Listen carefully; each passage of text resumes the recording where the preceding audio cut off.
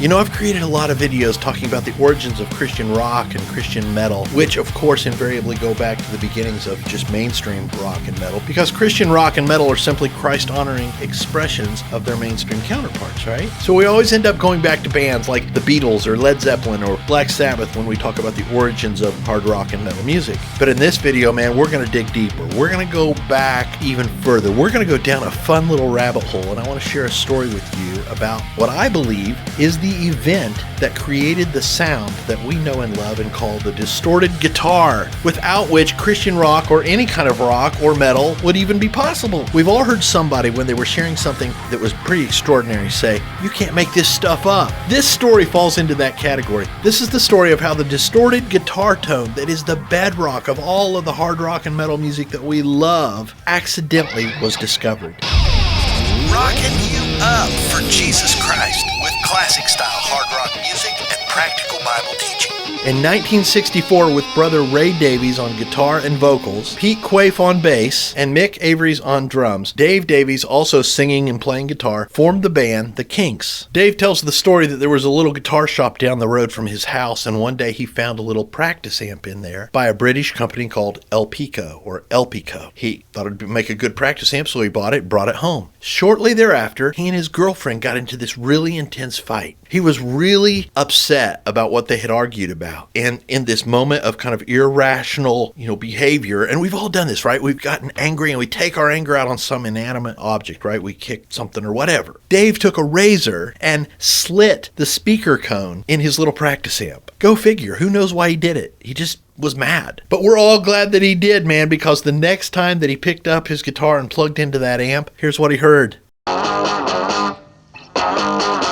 That, of course, is the opening riff to the Kinks' smash hit, You Really Got Me. And that tone is the birth of what came to be known as the distorted guitar tone. Now, of course, over the years, bands a little later in the 60s like Black Sabbath began to experiment with different ways to create that overdrive, as guitar players call it, that distortion. They began to crank up their Marshall stacks to 11 and overdrive those tubes and get that distorted sound by just literally overdriving the amp. This is a top to what we use on stage, but it's very, very special because if you can see, the numbers all go to 11. Look, right across the board.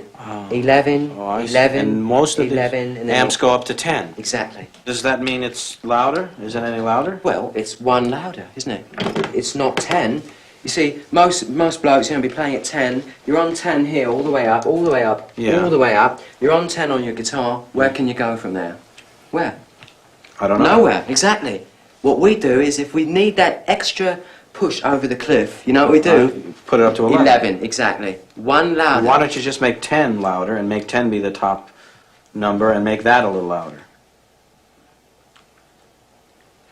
These go to 11.